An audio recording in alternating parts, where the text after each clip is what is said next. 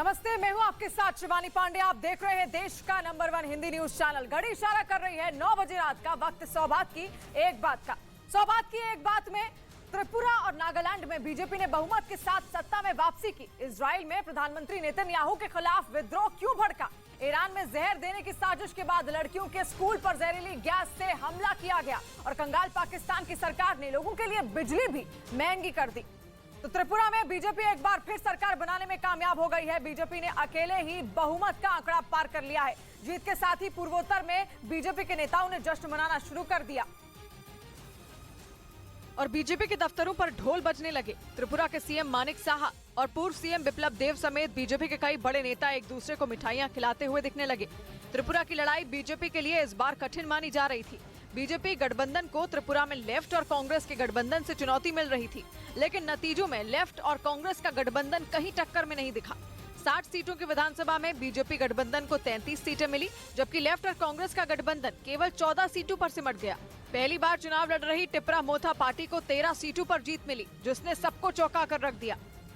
और माना जा रहा है कि टिपरा मोथा के चुनाव लड़ने की वजह से लेफ्ट पार्टियों के गठबंधन को तगड़ा नुकसान हुआ। और इसके साथ ही बीजेपी ने ऐलान कर दिया कि एक बार फिर माणिक साहा को ही राज्य की कमान सौंपी जाएगी, जिन्हें चुनाव से कुछ महीने पहले ही बिप्लब देव की जगह सीएम बनाया गया था। माणिक साहा ने दावा किया कि लेफ्ट और कांग्रेस के गठबंधन को जनता ने नकार दिया। जनता उसको एक्सेप्ट नहीं किया, बार बार हमने कहा और यही हुआ। पहली बार चुनाव लड़ने वाली टिपरा मोथा पार्टी की भी मानिक साहा ने तारीफ की और ये संकेत भी दिए कि नई सरकार में टिपरा मोथा की भी भूमिका हो सकती है। ट्राइबल लोगों का जो जनजाति का जो डेवलपमेंट का सवाल हो, इसको लेके हम लोग एक साथ काम कर सकते हैं। हालांकि बीजेपी ने अकेले ही बहुमत का आंकड़ा छू लिया है, इसलिए उसे किसी भी दूसरी पार्टी के समर्थन की जरूरत नहीं है। उधर नागालैंड में बीजेपी गठबंधन को दोबारा जबरदस्त बहुमत मिला है, जिसके बाद राज्य में एक बार फिर बीजेपी गठबंधन की सरकार बनने जा रही है। 27 फरवरी को राज्य की 59 सीटों पर वोटिंग हुई थी, जिनमें बीजेपी गठबंधन को 38 सीटें मिली हैं। यानी नागालैंड में बीजेपी गठबंधन ने कमाल कर दिया। जनता से मिले जबरदस्त समर्थन के बाद राज्य में बीजेपी और एनडीपीपी यानी नेशनलिस्ट डेमोक्रेटिक प्रोग्रेसिव पार्टी की सरकार का बनना तय हो गया। पिछली बार 2018 में बीजेपी गठबंधन को 30 सीटें मिली थी, लेकिन इस बार 38 सीटों पर जीत हासिल हुई है, मतलब 8 सीटों का फायदा हुआ। इस दौरान न्यूज 18 की टीम ने नागालैंड में बीजेपी अध्यक्ष तेमजिन इन्ना अलोंग से बातचीत की, जिसमें उन्होंने जीत का श्रेय प्रधानमंत्री नरेंद्र मोदी और उनकी नीतियों को दिया। नागालैंड की लोग एनडीपीपी बीजेपी को वोट दे रहे हैं, वो मोदी जी के कारण है। एनपीएफ यानी नागा पीपल्स फ्रंट को इस बार 2 सीटें मिली हैं। पिछले चुनाव में उसे 26 सीटें मिली थी, मतलब इस बार एनपीएफ को 24 सीटों का नुकसान हुआ, लेकिन अन्य के खाते में 16 सीटें आईं, जबकि 2018 में ये संख्या 2 थी। वहीं पिछली बार की तरह इस बार भी कांग्रेस का सूपड़ा साफ हो गया। इस बीच मेघालय में हुए चुनावों के नतीजे सामने आने के बाद ये साफ हो गया कि ये राज्य बीजेपी के हाथ से निकल गया। बीजेपी ने वहां पर एनपीपी यानी कि नेशनल पीपल्स पार्टी के साथ गठबंधन करके 5 साल सरकार चलाई, लेकिन चुनाव से ठीक पहले बीजेपी ने एनपीपी से नाता तोड़ लिया और अकेले ही चुनावी मैदान में उतरी थी। बीजेपी को उम्मीद थी कि 5 सालों में उसने मेघालय में अपनी तगड़ी पैठ बना ली है और इसी उम्मीद के भरोसे उसने मुख्यमंत्री कॉनराड संगमा की नेशनल पीपल्स पार्टी का साथ चुनावों से ठीक पहले छोड़ दिया। बीजेपी ने राज्य की सभी 60 सीटों पर अपने उम्मीदवार उतार दिए, लेकिन उसका ये दांव फेल साबित हुआ। पिछली बार यानी 2018 के चुनावों में बीजेपी को 2 सीटें मिली थी, जबकि इस बार उसे उतनी ही सीटों पर संतोष करना पड़ा। यानी 5 साल सरकार में रहने के बाद भी उसे किसी सीट का फायदा नहीं हुआ। मतलब ये कि बीजेपी ने गठबंधन तोड़कर अकेले लड़ने का जो फैसला किया था, उसका उसे फायदा नहीं मिला। जबकि नतीजों में एनपीपी यानी नेशनल पीपल्स पार्टी सबसे बड़ी पार्टी बनकर उभरी। कॉनराड संगमा की एनपीपी ने पिछले चुनावों से भी जोरदार प्रदर्शन किया था,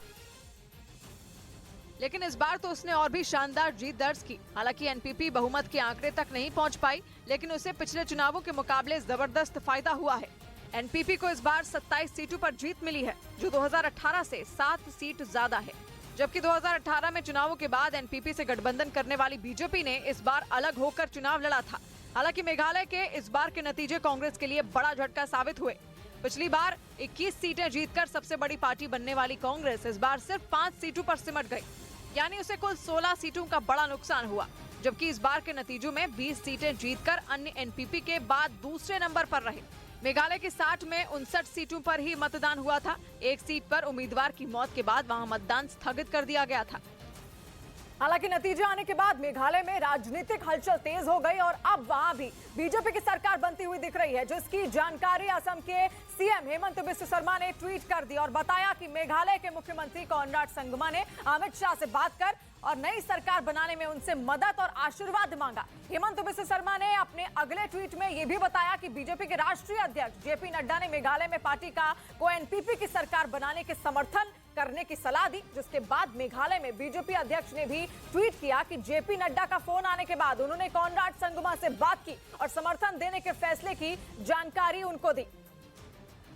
और इधर पूर्वोत्तर में बीजेपी की शानदार जीत के बाद दिल्ली में पार्टी मुख्यालय पर जोरदार जश्न मनाया गया, जिसमें प्रधानमंत्री भी शामिल हुए और पूर्वोत्तर के 2 राज्यों में बीजेपी सरकार बनाने जा रही है, जिसका जश्न दिल्ली में मनाया गया। पीएम जैसे ही दिल्ली में पार्टी मुख्यालय पहुंचे, उनका जबरदस्त स्वागत वहां पर हुआ। वो पैदल चलकर मंच तक पहुंचे और कार्यकर्ताओं के जोश का जवाब हाथ हिला कर दिया। पार्टी मुख्यालय पर उमड़ी बीजेपी कार्यकर्ताओं की भीड़ ने बता दिया कि पूर्वोत्तर में मिली ये जीत बीजेपी के लिए बेहद खास है, जिसके लिए पिछले कई महीनों से प्रधानमंत्री समेत पार्टी के बाकी नेताओं और कार्यकर्ताओं ने पसीना बहाया और नतीजे आए तो सबने मिलकर खुशी मनाई। पीएम के कहने पर कार्यकर्ताओं ने मोबाइल की फ्लैश लाइट जलाकर अपनी खुशी जताई और पीएम ने ये फ्लैश लाइट पूर्वोत्तर के लोगों के सम्मान में जलवाई और अपने भाषण में बार बार उनका जिक्र किया। इस मौके पर उन्होंने विरोधियों को भी आड़े हाथ लिया। वो कहते हैं मर जा मोदी, देश कह रहे हैं मत जा मोदी, मत जा। उधर झारखंड की रामगढ़ सीट के उपचुनाव में सत्ताधारी जेएमएम कांग्रेस गठबंधन को झटका लगा। एजेएसयू यानी कि ऑल झारखंड स्टूडेंट्स यूनियन की उम्मीदवार सुनीता चौधरी ने जीत दर्ज की, जिन्हें बीजेपी का भी समर्थन हासिल था।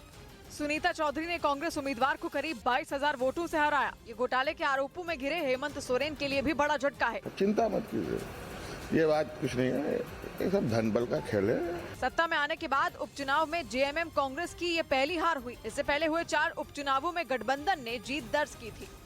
इस बीच महाराष्ट्र में 2 विधानसभा सीटों पर हुए उपचुनाव में एक सीट बीजेपी और कांग्रेस के खाते में चली गई। महाराष्ट्र की कस्बा पेट सीट पर मिली जीत से महाविकास आघाड़ी के हौसले बुलंद हो गए, क्योंकि इस सीट पर 30 साल बाद कांग्रेस को जीत दर्ज करने में कामयाबी मिली। कस्बा पेट सीट पर कांग्रेस के ढंगेकर रविंद्र हेमराज को 73,309 वोट मिले, जबकि बीजेपी के हेमंत नारायण को 62,394 वोट ही मिले। महाराष्ट्र कांग्रेस के अध्यक्ष नाना पटोले के मुताबिक कस्बा सीट पर लोगों में बीजेपी के खिलाफ नाराजगी है। किसान की आत्महत्या, छोटा व्यापारी, सबको उद्ध्वस्त करने का काम सत्ता के आधार पर जो बीजेपी ने किया, उसका जवाब कस्बा की जनता ने दिया है। लेकिन महाराष्ट्र की दूसरी सीट पर हुए उपचुनाव ने महाविकास आघाड़ी से जश्न मनाने का मौका छीन लिया, क्योंकि वहां बीजेपी ने बड़े अंतर से जीत दर्ज कर ली और महाराष्ट्र की चिचवाड़ सीट पर बीजेपी का सीधा मुकाबला एनसीपी से था। लेकिन इस सीट पर बीजेपी का काम आसान करने के लिए कांग्रेस का ही एक बागी उम्मीदवार चुनाव मैदान में निर्दलीय उतर गया। एनसीपी के विट्ठल को 83,005 वोट मिले। निर्दलीय उम्मीदवार कलाटे तानाजी को 35,370 वोट मिले, जबकि बीजेपी के अश्विनी जगताप को 1,08,544 वोट मिले। यानी महाविकास आघाड़ी की आपसी फूट का फायदा बीजेपी को मिल गया। एक सीट तो हम जीते हैं और जो दूसरी हारे हैं वो बहुत कम वोटों से हारे हैं। हालांकि इन दोनों सीटों के नतीजों से महाराष्ट्र की सरकार पर कोई फर्क नहीं पड़ने वाला, लेकिन 2024 में होने वाले महाराष्ट्र के विधानसभा चुनाव के नजरिए से ये चुनाव अहम माने जा रहे थे। इधर तमिलनाडु की इरोड ईस्ट विधानसभा सीट के उपचुनाव में जीत के साथ कांग्रेस ने अपनी ये सीट बरकरार रखी। वहां पर कांग्रेस विधायक थिरुमगन एवेरा के निधन के बाद उपचुनाव कराए गए, जिसमें कांग्रेस के उम्मीदवार ईवीकेएस इलांगोवन की जीत हुई। उन्होंने एआईएडीएमके के उम्मीदवार केएस थेन्नारासु को बड़े अंतर से मात दिया। Party people were very confident to win. इस चुनाव में तमिलनाडु के मुख्यमंत्री एमके स्टालिन की पार्टी डीएमके ने पहले ही कांग्रेस उम्मीदवार को समर्थन देने का ऐलान कर दिया था। उधर त्रिपुरा में जीत दर्ज करने के साथ ही बीजेपी ने वहां के शहरी इलाकों पर भी अपना दबदबा कायम रखा और बड़ी तादाद में वोट बटोरे, जिसकी वजह से बीजेपी के लिए त्रिपुरा की सत्ता तक पहुंचने की राह आसान हो गई। माना जाता है कि देश के शहरी इलाकों में बीजेपी मजबूत पकड़ रखती है। त्रिपुरा में भी वही देखने को मिला, बल्कि वहां तो बीजेपी ने अपने विरोधियों के लिए कुछ खास मुकाबला ही नहीं छोड़ा।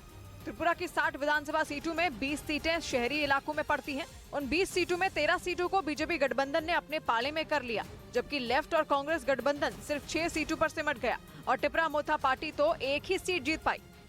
इस बीच मुख्य चुनाव आयुक्त और चुनाव आयुक्तों की नियुक्ति पर सुप्रीम कोर्ट ने बड़ा फैसला लिया है। उन्होंने सीबीआई चीफ की तर्ज पर सीईसी की नियुक्ति किए जाने का आदेश दिया।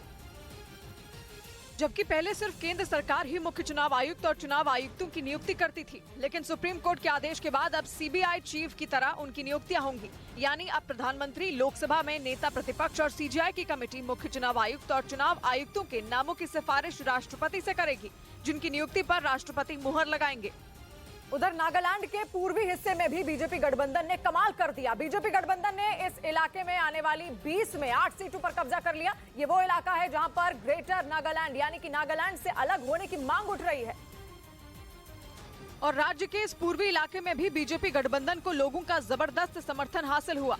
इस इलाके में 6 जिलों के तहत 20 विधानसभा सीटें आती हैं, जिनमें 8 सीटों पर बीजेपी गठबंधन ने जीत दर्ज की, जबकि 2018 में 9 सीटें मिली थी।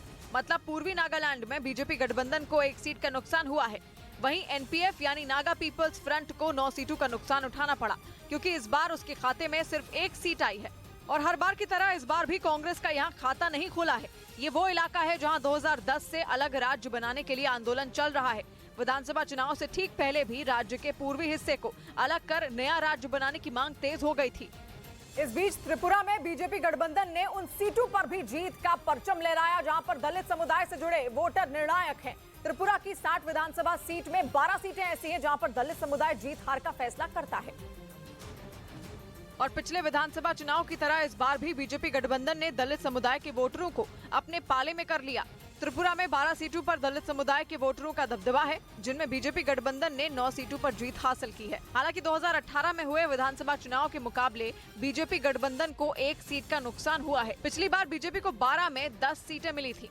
वहीं लेफ्ट गठबंधन को 3 सीटें मिली हैं, जो पिछले विधानसभा चुनाव में मिली सीट से 1 ज्यादा है। इस बार त्रिपुरा में लेफ्ट के साथ कांग्रेस भी मिलकर चुनाव लड़ रही है। 2011 की जनगणना के मुताबिक त्रिपुरा की कुल आबादी 65 लाख से ज्यादा है और इसमें करीब 18% वोटर दलित समुदाय से आते हैं। जबकि त्रिपुरा में बीजेपी गठबंधन की जीत में उन सीटों की भी हिस्सेदारी रही जहां पर मुस्लिम समुदाय के वोटर निर्णायक भूमिका निभाते हैं। बीजेपी ने अकेले त्रिपुरा की ऐसी 10 सीटों में 5 सीटों पर जीत दर्ज की, जिसका सीधा सा मतलब यह है कि इन सीटों पर मुस्लिम समुदाय के लोग खुलकर बीजेपी के साथ आए। जबकि पिछली बार यानी 2018 में इन सीटों पर लेफ्ट ने परचम फहराया था, लेकिन इस बार बीजेपी ने बाजी मार ली। त्रिपुरा में कुल ऐसी 10 सीटें हैं जिन पर मुस्लिम समुदाय के मतदाता निर्णायक भूमिका निभाते हैं। इन 10 सीटों में बीजेपी ने इस बार 5 सीटों पर जीत दर्ज की, जबकि 2018 में उसे यहां सिर्फ 1 सीट मिली थी। वहीं लेफ्ट गठबंधन को यहां तगड़ा झटका लगा है। उसने 2018 में इन 10 में 9 सीटें अपने खाते में डाली थी, लेकिन इस बार उसके हिस्से सिर्फ 5 सीटें ही आई। जबकि पहली बार त्रिपुरा के चुनावों में उतरी टिपरा मोथा पार्टी को इन 10 सीटों में 1 भी सीट नहीं मिली। इस बीच कर्नाटक के बेलगावी में रक्षा मंत्री राजनाथ सिंह ने बीजेपी की विजय संकल्प यात्रा की शुरुआत की। इस मौके पर कर्नाटक के मुख्यमंत्री बसवराज बोमई समेत कई बड़े नेता मौजूद रहे, जिनकी मौजूदगी में रक्षा मंत्री राजनाथ सिंह ने बीजेपी की विजय संकल्प यात्रा की शुरुआत करते हुए कर्नाटक के महापुरुषों को याद किया। और मैं मानता हूँ वीरता और शौर्य की सदैव कर्नाटक की धरती यह साक्षी रही है मेरे बहनों। साथ ही राजनाथ सिंह ने आगामी विधानसभा चुनाव में पूर्ण बहुमत से एक बार फिर बीजेपी की सरकार बनने की उम्मीद जताई। उधर पश्चिम बंगाल उपचुनाव में सागर दीघी सीट पर कांग्रेस उम्मीदवार ने जीत दर्ज की, जिससे विधानसभा में कांग्रेस का खाता खुल गया। जबकि इस सीट पर ममता बनर्जी ने अपने रिश्तेदार को टिकट दिया था, फिर भी कांग्रेस के बायरन विश्वास ने चुनाव जीत लिया। जिसके बाद सागर दीघी इलाके में कांग्रेस कार्यकर्ता जोश में नजर आए। सड़कों पर बड़ी भीड़ जमा हो गई और जीत का जश्न मनाया गया। इस जीत के साथ पश्चिम बंगाल में कांग्रेस को पहला विधायक मिल गया। हमारा पश्चिम बंगाल में प्रदर्शन बहुत उत्साहजनक रहा है। सागर दीघी की जीत से कांग्रेस को बड़ी संजीवनी मिली तो टीएमसी के लिए बड़ा झटका माना गया, क्योंकि सागर दीघी सीट पर टीएमसी ने ममता बनर्जी के रिश्तेदार देवाशीष बनर्जी को टिकट दिया था। खुद ममता और उनके भतीजे अभिषेक ने चुनाव प्रचार भी किया, लेकिन लेफ्ट के समर्थन से कांग्रेस के उम्मीदवार की जीत हो गई। सागर दीघी विधानसभा क्षेत्र में करीब 63% मुस्लिम समुदाय के वोट हैं। इस बीच त्रिपुरा में बंगाली हिंदू फैक्टर ने बीजेपी की जीत में बड़ी भूमिका निभाई। 2018 के विधानसभा चुनाव में भी इस फैक्टर ने बीजेपी के पक्ष में काम किया था और 2023 में भी उसे इसका फायदा मिला, क्योंकि त्रिपुरा की जिन 37 सीटों पर बंगाली हिंदू फैक्टर को निर्णायक माना जाता है, उनमें 26 बीजेपी के खाते में गई, जबकि लेफ्ट के हाथ 11 सीटें आई। रही बात टिपरा मोथा पार्टी और टीएमसी की, तो इन दोनों के हाथ इन 37 सीटों में 1 भी नहीं आई। यानी त्रिपुरा में बंगाली हिंदू फैक्टर का जादू फिर चला, क्योंकि पार्टी ने 60 सीटों वाले त्रिपुरा में जितनी सीटें जीती उनमें ज्यादातर ऐसी थी जहां बंगाली हिंदू फैक्टर का रोल बड़ा है, जिसकी वजह से बीजेपी त्रिपुरा में कमल खिलाने में कामयाब रही और उसने 2018 की कहानी दोहरा दी, क्योंकि इन सीटों पर उसे कोई घाटा नहीं हुआ। और बंगाली हिंदू फैक्टर वाली जितनी सीटें उसने 2018 में जीती थी उतनी ही उसने 2023 में भी जीती, जबकि पश्चिम बंगाल की सत्ता में बैठी टीएमसी का इन 37 सीटों पर खाता तक नहीं खुला। पहली बार चुनाव लड़ने वाली टिपरा मोथा को भी इन सीटों पर कुछ फायदा नहीं हुआ, यानी 2018 की तरह इस बार भी इस फैक्टर ने जीत की राह बीजेपी की ओर मोड़ दी और उसका वोटर टस से मस नहीं हुआ, जिसकी वजह से त्रिपुरा में एक बार फिर बीजेपी की सरकार बनने का रास्ता साफ हो गया। उधर त्रिपुरा में एक बार फिर बीजेपी गठबंधन की सरकार बननी तय है। विधानसभा चुनाव के नतीजों में वहां पर बीजेपी गठबंधन को सबसे ज्यादा सीटें हासिल हुई हैं, लेकिन पिछली बार की तरह इस बार बीजेपी गठबंधन का जादू नहीं चल सका, जिसकी सबसे बड़ी वजह आदिवासी समुदाय है, क्योंकि त्रिपुरा में आदिवासी समुदाय की आबादी 30% से भी ज्यादा है और 60 सीटों वाली त्रिपुरा की विधानसभा में 20 सीटें ऐसी हैं जहां आदिवासी समुदाय के लोग निर्णायक भूमिका निभाते हैं। यानी इन 20 सीटों पर इस समुदाय से जुड़े लोग जिसके पक्ष में खड़े हो जाते हैं उसकी जीत की संभावना बढ़ जाती है। लेकिन पिछली बार के मुकाबले बीजेपी गठबंधन को इन सीटों पर भारी नुकसान हुआ। आंकड़ों के मुताबिक त्रिपुरा की जिन 20 सीटों पर आदिवासी समुदाय निर्णायक भूमिका में है उनमें बीजेपी गठबंधन को 7 सीटें मिली, जो 2018 के मुकाबले 11 सीटें कम है। वहीं टिपरा मोथा पार्टी ने 20 में 13 सीटों पर कब्जा जमा लिया। यानी विधानसभा चुनाव से ठीक पहले बनी टिपरा मोथा पार्टी ने इन इलाकों में दूसरे दलों को पीछे छोड़ दिया। खास बात यह कि इस पार्टी ने अपनी सभी सीटें इन्हीं इलाकों में जीती है, जिसका मतलब ये है कि जिन इलाकों में आदिवासी समुदाय के लोगों की संख्या ज्यादा है वहां बीजेपी गठबंधन और टिपरा मोथा पार्टी के अलावा दूसरे दलों पर मतदाताओं ने भरोसा नहीं जताया और इसका सबसे ज्यादा खामियाजा लेफ्ट को उठाना पड़ा, जिसे इस बार एक भी सीट हासिल नहीं हो सकी, जबकि 2018 के चुनाव में लेफ्ट ने इन इलाकों में 2 सीटें अपने नाम की थी। वहीं त्रिपुरा की टिपरा मोथा पार्टी ने अपने पहले विधानसभा चुनाव में ही कांग्रेस और लेफ्ट गठबंधन को जबरदस्त टक्कर दी और महज 2 साल में त्रिपुरा पर 25 साल से ज्यादा वक्त तक राज करने वाली लेफ्ट के बराबर आकर खड़ी हो गई, और वो भी तब जब टिपरा मोथा पार्टी ने किसी के साथ गठबंधन तक नहीं किया था। उसने अपने दम पर चुनाव लड़ा और लेफ्ट और कांग्रेस के वोट बैंक में सेंध मार दी। टिपरा मोथा पार्टी की लेफ्ट कांग्रेस गठबंधन से महज 1 सीट ही कम आई। लेफ्ट कांग्रेस गठबंधन ने 60 सीटों वाली विधानसभा में 14 सीटें जीती, तो टिपरा मोथा पार्टी ने 13। टिपरा मोथा पार्टी के अध्यक्ष और वहां के राज परिवार के वंशज प्रद्योत माणिक देव वर्मा कभी खुद कांग्रेस में थे। त्रिपुरा के आदिवासियों के लिए अलग राज्य ग्रेटर त्रिपुरा लैंड की मांग उठाते हुए वो चुनाव मैदान में कूदे और उनके इस वादे ने उन्हें अच्छी खासी तादाद में आदिवासियों के वोट दिलाए। उधर नागालैंड में बीजेपी गठबंधन की जीत के पीछे इस बार भी शहरी इलाकों का बड़ा हाथ रहा। राज्य की 60 विधानसभा सीटों में बीजेपी और एनडीपीपी यानी कि नेशनल डेमोक्रेटिक प्रोग्रेसिव पार्टी गठबंधन ने 38 सीटें अपने नाम की और इस तरह राज्य में बहुमत हासिल कर लिया। खास बात यह कि पिछली बार की तरह ही इस बार भी नागालैंड के शहरी इलाकों में बीजेपी गठबंधन का दबदबा रहा। यानी 2018 की तरह ही एक बार फिर नागालैंड के शहरी इलाकों में रहने वाले मतदाताओं ने बीजेपी गठबंधन पर अपना भरोसा जताया।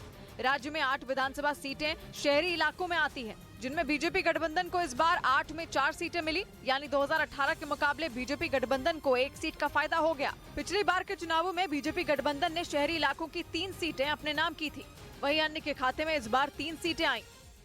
इस बीच मेघालय के मुख्यमंत्री कॉनराड संगमा की पार्टी एनपीपी यानी कि नेशनल पीपल्स पार्टी ने राज्य के जयंतिया हिल्स इलाके में अपना परचम फहरा दिया और पार्टी बनने के महज 10 साल में ही जयंतिया समुदाय के बीच अपना दबदबा कायम कर लिया। मेघालय की 60 विधानसभा सीटों में 7 सीटें जयंतिया हिल्स इलाके में आती हैं। 2018 में एनपीपी ने वहां 3 सीटें जीती थी। इससे 5 साल पहले ही एनपीपी की स्थापना हुई थी। 2013 में उसने पहला विधानसभा चुनाव लड़ा, लेकिन जयंतिया हिल्स इलाके में वो अपनी मौजूदगी दर्ज नहीं करा पाई। पर 2023 आते आते उसने जयंतिया हिल्स इलाके में ऐसी पैठ बनाई कि इस चुनाव में 7 में 5 सीटें जीत डाली। वहीं मेघालय के खासी हिल्स इलाके में पिछले विधानसभा चुनाव वाली ही पिक्चर देखने को मिली। वहां पर निर्दलियों और छोटी पार्टियों ने ऐसी बाजी मारी कि बड़ी बड़ी पार्टियां पीछे रह गईं। और मुख्यमंत्री कॉनराड संगमा की एनपीपी से लेकर बीजेपी और कांग्रेस मिलकर भी खासी हिल्स इलाके की आधी से ज्यादा सीटें तक नहीं जीत पाई। मेघालय की 60 में 28 सीटें खासी हिल्स इलाके में आती हैं। इनमें पिछली बार अन्य ने 11 सीटों पर जीत दर्ज की थी, जिसके बाद दूसरे नंबर पर कांग्रेस रही थी, उसे 10 सीटें मिली थी। वहीं एनपीपी 5 और बीजेपी 2 सीटें जीत पाई थी। और इस बार भी मेघालय के खासी समुदाय के लोगों ने बड़ी पार्टियों पर कुछ खास भरोसा नहीं जताया।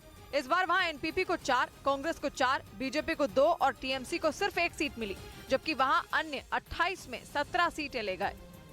उधर मेघालय विधानसभा चुनाव के नतीजों में ममता बनर्जी की पार्टी तृणमूल कांग्रेस ने गारो हिल्स के इलाके में तगड़ी मौजूदगी दर्ज कराई। टीएमसी को मेघालय में कुल 5 सीटें मिली हैं, जिनमें 4 सीटें तो उसने गारो हिल्स के इलाके में ही जीती हैं, क्योंकि टीएमसी ने इस क्षेत्र में अपनी पूरी ताकत झोंक दी थी। गारो हिल्स की ही दक्षिण टूरा विधानसभा सीट से मुख्यमंत्री कॉनराड संगमा ने चुनाव लड़ा। वो इसी सीट से पिछली बार भी जीते थे, इसलिए ममता बनर्जी ने गारो हिल्स इलाके में पैठ बनाने की जिम्मेदारी कांग्रेस छोड़कर टीएमसी में आए मेघालय के पूर्व मुख्यमंत्री मुकुल संगमा को सौंपी। पिछली बार टीएमसी ने गारो हिल्स की 2 विधानसभा सीटों पर जीत दर्ज की थी और इसीलिए इस बार उसका ज्यादा फोकस इसी इलाके पर रहा, क्योंकि उसे उम्मीद थी कि गारो हिल्स की 24 सीटों में वो कई सीटों पर जीत दर्ज कर लेगी। हालांकि टीएमसी को जितनी उम्मीद रही होगी उतनी बड़ी जीत इस इलाके में नहीं मिली, लेकिन माना जा रहा है कि उसकी मौजूदगी ने कांग्रेस का खेल जरूर बिगाड़ दिया, क्योंकि 2018 में कांग्रेस को गारो हिल्स की 24 में 10 सीटों पर जीत मिली थी, लेकिन इस बार उसे सिर्फ 1 सीट पर संतोष करना पड़ा। हालांकि मुख्यमंत्री कॉनराड संगमा का क्षेत्र होने की वजह से एनपीपी को फायदा मिला। उसने 2018 में 12 सीटों के मुकाबले इस बार 16 सीटों पर जीत दर्ज की। इस बीच त्रिपुरा में एक बार फिर कमल खिला और माणिक साहा के फिर से राज्य का सीएम बनने का रास्ता साफ हो गया। 2018 में बीजेपी ने लेफ्ट के इस 25 साल पुराने किले को गिरा दिया था और जीत हासिल की थी, और 2023 में भी ये सिलसिला जारी रहा और त्रिपुरा में एक बार फिर बीजेपी सबसे बड़ी पार्टी बन गई। माणिक साहा की सरकार बनने का रास्ता साफ होते ही अगरतला में बीजेपी दफ्तर में जश्न शुरू हो गया। पार्टी के बड़े बड़े नेताओं ने मिठाई खाई और जीत की खुशी में एक दूसरे के चेहरे पर गुलाल मला, जिसके बाद माणिक साहा समेत पार्टी के दूसरे नेता जमकर नाचे।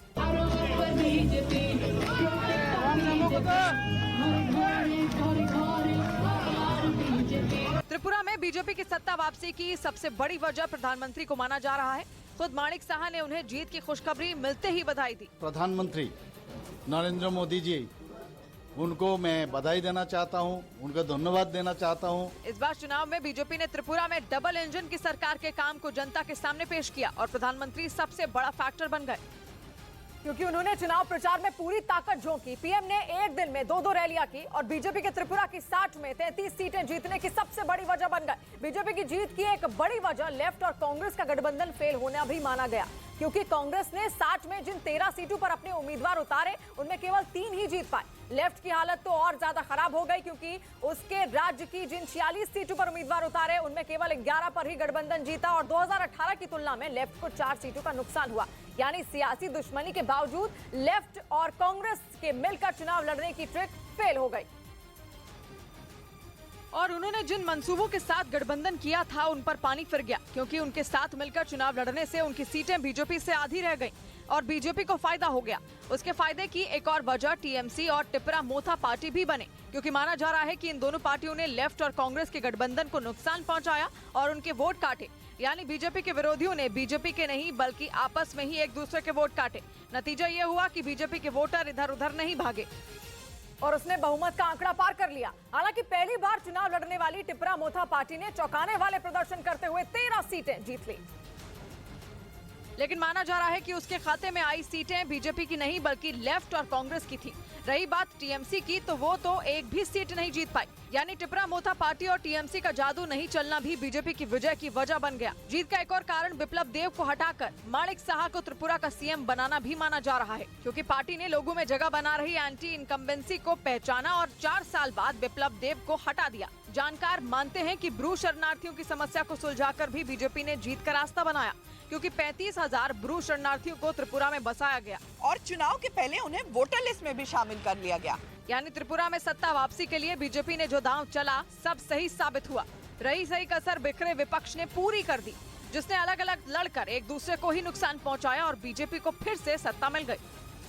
उधर नागालैंड के मुख्यमंत्री नेफ्यू रियो ने विधानसभा चुनाव में 8वीं बार जीत दर्ज की। एनडीपीपी यानी नेशनलिस्ट डेमोक्रेटिक प्रोग्रेसिव पार्टी के उम्मीदवार नेफ्यू रियो का उत्तरी अंगामी 2 सीट पर कांग्रेस उम्मीदवार से मुकाबला था, जिन्हें नेफ्यू रियो ने करीब 15,800 वोटों से हरा दिया। उत्तरी संगामी 2 सीट पर साल 1989 से नेफ्यू रियो का एक छत्र राज है, चाहे पार्टी कोई भी हो। वो कांग्रेस के टिकट पर 3 चुनाव जीते तो एनपीएफ के टिकट पर भी 3 चुनाव जीत कर आए और एनडीपीपी के उम्मीदवार के तौर पर भी दूसरा चुनाव जीत लिया। 8वां चुनाव जीत चुके नेफ्यू रियू 5वीं बार बीजेपी के समर्थन से नागालैंड के मुख्यमंत्री बनेंगे। इससे पहले उन्होंने 4 बार मुख्यमंत्री की जिम्मेदारी संभाली और ऐसा करने वाले वो नागालैंड के पहले नेता हैं।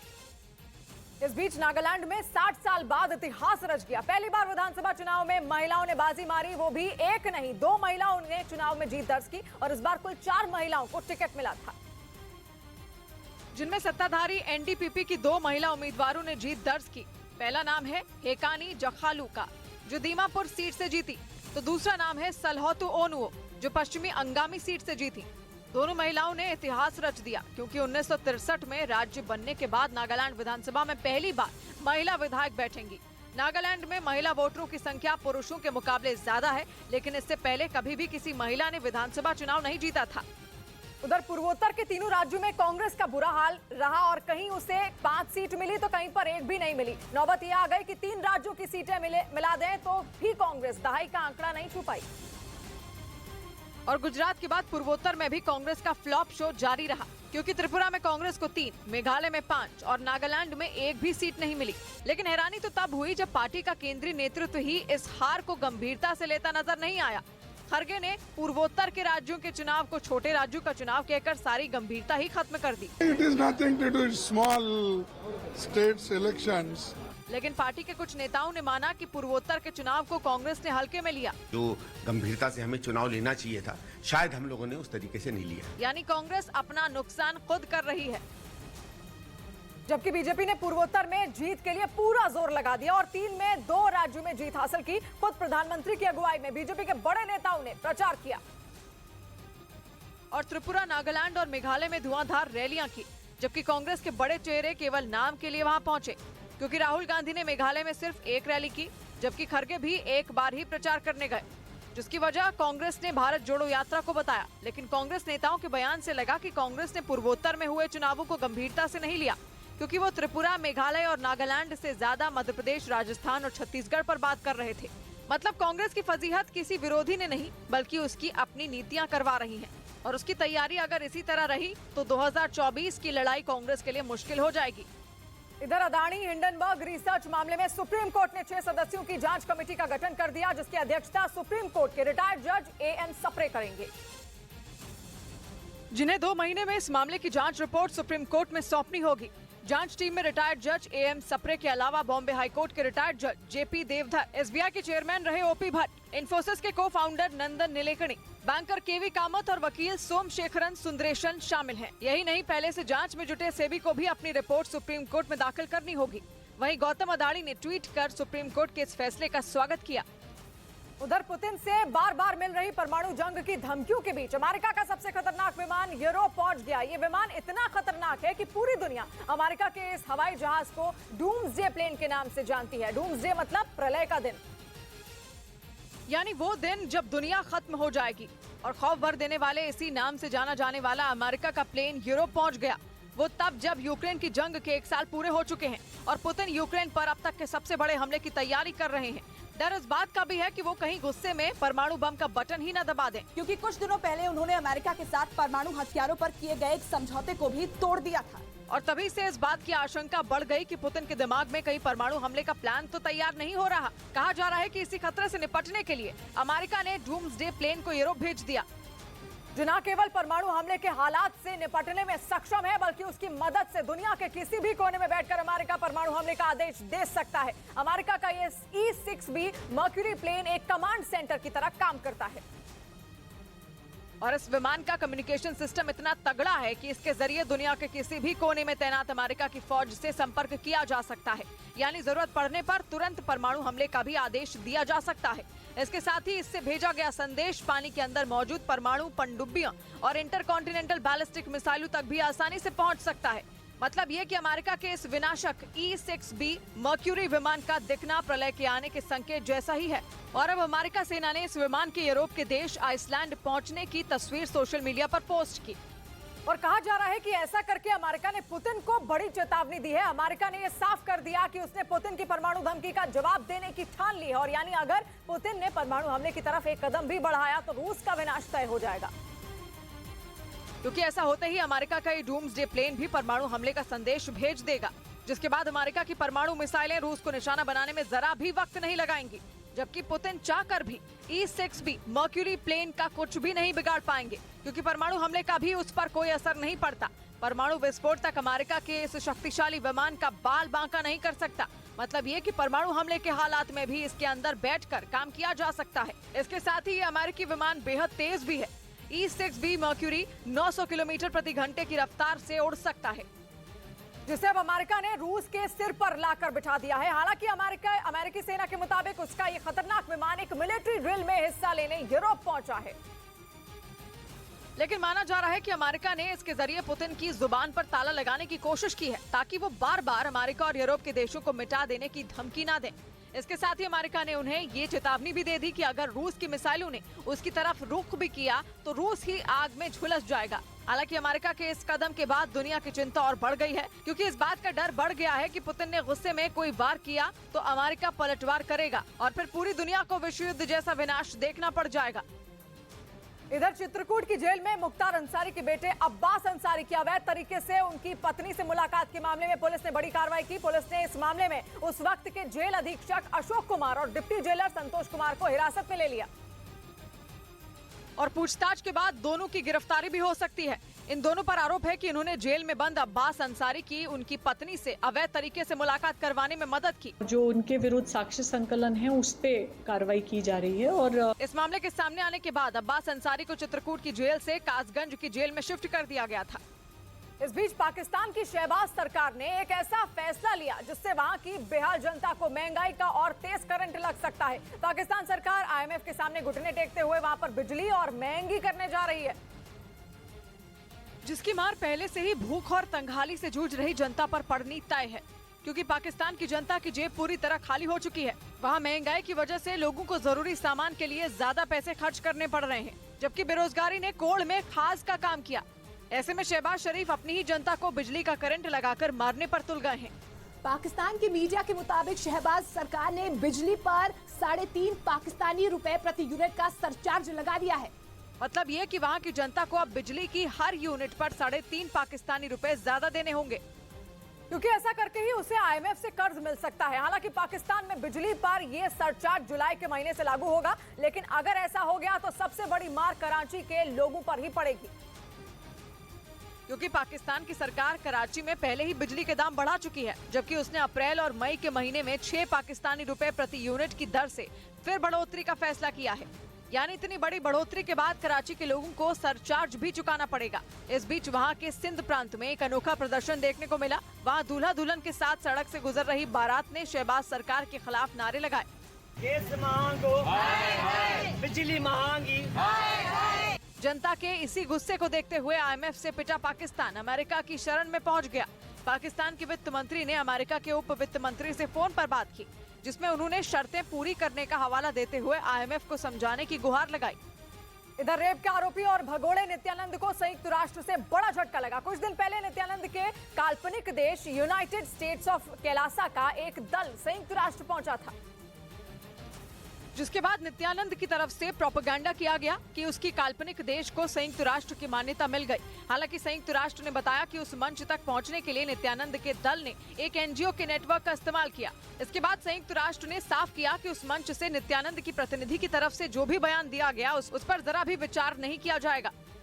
उधर जंग पर रिसर्च करने वाली अमेरिकी संस्था ISW यानी institute for the study of war ने ये दावा किया कि पुतिन यूक्रेन के पूर्वी इलाकों को जीतने के लिए वैगनर ग्रुप की रणनीति अपना रहे हैं, क्योंकि पश्चिमी मीडिया का दावा है कि यूक्रेन के जोरदार पलटवार से रूसी सेना कई मोर्चों से पीछे हट चुकी है, जिसकी वजह से पुतिन बौखलाए हुए हैं। उन्हें यह डर सता रहा है कि कहीं युद्ध में उनकी हार न हो जाए। इस वक्त पूर्वी यूक्रेन के बखमूत शहर में आर पार की जंग छिड़ी हुई है। रूस ने इस शहर पर कब्जा जमाने के लिए अपनी पूरी ताकत झोंक दी है, जबकि यूक्रेन का दावा है कि उसने कई इलाकों से रूसी फौज को खदेड़ दिया है। इसी वजह से युद्ध पर रिसर्च करने वाली अमेरिकी संस्था ISW यानी institute for the study of war ने अपनी एक रिपोर्ट में ये दावा किया है कि पुतिन की सेना जंग जीतने के लिए वैगनर ग्रुप की रणनीति अपना रही है। वैगनर ग्रुप को पुतिन की प्राइवेट आर्मी कहा जाता है। जिसके लड़ाके पूरी दुनिया में दुश्मनों को बेरहमी से मारने के लिए बदनाम है। और दावा किया जा रहा है कि रूस ने बखमूत को जीतने के लिए अपनी सेना के साथ पुतिन की प्राइवेट आर्मी वैगनर ग्रुप को भी उतार दिया है। जिसके लड़ाके पिछले कई हफ्तों से यूक्रेन के सैनिकों पर कहर ढा रहे हैं। पश्चिमी मीडिया का दावा है कि वैगनर ग्रुप के लड़ाके बखमूत के बाहरी हिस्सों पर कब्जा करते हुए शहर के अंदर दाखिल हो चुके हैं। खबर के मुताबिक वैगनर ग्रुप के लड़ाकों ने शहर के चारों तरफ शिकंजा कस दिया और दावा किया जा रहा है कि बखमूत में वैगनर ग्रुप की इस कामयाबी से पुतिन बेहद प्रभावित हैं और इसी वजह से वो दूसरे शहरों को जीतने के लिए भी वैगनर ग्रुप की रणनीति अपनाने में जुटे हैं, ताकि जल्द से जल्द यूक्रेन के बड़े इलाकों पर जीत का परचम लहराया जा सके। इधर खबर है कि एलएसी पर तनाव को कम करने के लिए भारत और चीन के बीच जल्द ही कोर कमांडर स्तर की 18वीं बातचीत होगी। इससे पहले सीमा पर शांति बहाली के लिए दोनों देशों के बीच पिछले महीने भी बीजिंग में एक बैठक हुई थी, जिसमें जल्द ही सैन्य कोर कमांडर स्तर की बातचीत करने पर सहमति बनी थी। बताया गया कि ये बातचीत अगले 10 दिन में हो सकती है, जिसमें पूर्वी लद्दाख से सेना के जमावड़े को कम करने का फैसला लिया जा सकता है। इस बीच दिल्ली में प्रधानमंत्री नरेंद्र मोदी ने G20 विदेश मंत्रियों की बैठक में संयुक्त राष्ट्र को आईना दिखा दिया। उन्होंने अपने संबोधन में साफ कहा कि आतंकवाद, युद्ध को रोकने और साझा हित पर वैश्विक गवर्नेंस फेल हो गई, जिसका खामियाजा विकासशील देशों को भुगतना पड़ रहा है। मतलब प्रधानमंत्री ने अपने संबोधन के जरिए दुनिया के 40 से ज्यादा देश और अंतर्राष्ट्रीय संस्थानों को सीधा संदेश दिया। उनका इशारा संयुक्त राष्ट्र और उससे जुड़ी संस्थाओं की असफलता पर था। प्रधानमंत्री मोदी ने G20 विदेश मंत्रियों की बैठक को संबोधित करते हुए जलवायु परिवर्तन, आतंकवाद और रूस यूक्रेन युद्ध पर चिंता जताई। Terrorism and Wars clearly shows that global governance has failed. अपने संबोधन में प्रधानमंत्री ने G20 विदेश मंत्रियों से एकजुट होकर आगे बढ़ने और मतभेदों से ऊपर उठकर दुनिया को आर्थिक संकट से उबारने में योगदान देने की अपील की। वहीं G20 विदेश मंत्रियों की बैठक में रूस यूक्रेन जंग पर सहमति नहीं बनी। एक रोज पहले ही भारत के विदेश सचिव ने बताया था कि बैठक में यूक्रेन युद्ध एक अहम मुद्दा रहेगा और माना जा रहा था कि G20 विदेश मंत्रियों के बीच यूक्रेन जंग पर सहमति बन जाएगी। लेकिन बैठक के बाद प्रेस कॉन्फ्रेंस के दौरान विदेश मंत्री एस जयशंकर ने साफ कह दिया कि युद्ध पर विदेश मंत्रियों के बीच मतभेद रहा। हम लोगों ने प्रयास तो की, पर प्रयास के बावजूद हम जो है इस समय सहमति बना नहीं पाए। हालांकि उन्होंने ये भी कहा कि बैठक में रूस यूक्रेन जंग पर काफी देर तक चर्चा हुई। उधर हरियाणा के पंचकुला में ई टेंडरिंग के विरोध में प्रदर्शन करने वाले सरपंचों पर पुलिस ने FIR दर्ज कर ली। एक दिन पहले प्रदर्शनकारियों ने सीएम खट्टर के घर की तरफ कूच कर दिया था और पुलिस के रोकने पर उन्होंने उनकी लगाई गई बैरिकेडिंग को ही तोड़ दिया था, जिस पर कार्रवाई करते हुए पुलिस ने उन पर कई धाराओं में मामला दर्ज कर लिया। पुलिस के मुताबिक उनके लगातार समझाने पर भी उन प्रदर्शनकारियों ने मुख्यमंत्री के घर की तरफ कूच कर दिया था। उस दौरान धक्का मुक्की भी की गई, जिसमें 25 पुलिस वाले घायल हो गए थे। इस बीच खबर है कि पुतिन के साथ मिलकर चीन के राष्ट्रपति शी जिनपिंग बड़ी संख्या में परमाणु बम बनाने में तैयारी कर रहे हैं। इस खबर ने अमेरिकी राष्ट्रपति बाइडेन की धड़कनें बढ़ा दी हैं, क्योंकि अमेरिका कभी नहीं चाहता कि चीन अपनी ताकत बढ़ाए और चीन अपने परमाणु बमों में इजाफा करे। ये तो अमेरिका हरगिज बर्दाश्त नहीं कर सकता। लेकिन खबर है कि चीन ने किसी की भी परवाह नहीं की और वो बड़ी संख्या में एटम बम बनाने में जुट गया है। हालांकि अमेरिका का खून जलाने के लिए यही काफी नहीं है, क्योंकि चीन के इस प्लान में पुतिन खुलकर साथ दे रहे हैं।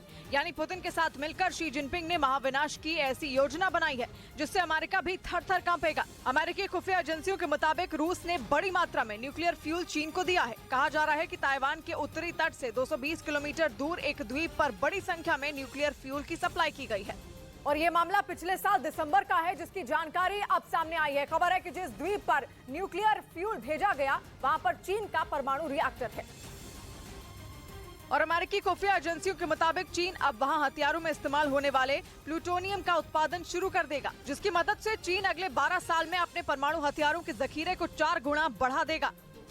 ऐसा करने पर चीन अमेरिका और रूस की बराबरी कर लेगा, जिनके पास इस वक्त सबसे ज्यादा एटम बम है। यानी चीन का ये प्लान उसके दुश्मनों और खासकर अमेरिका के लिए खतरे की घंटी से कम नहीं है, क्योंकि चीन और अमेरिका के बीच पहले से ही तनातनी चल रही है। इसकी बड़ी वजह ताइवान है, जिस पर चीन पिछले कई महीनों से कब्जा करने की फिराक में है।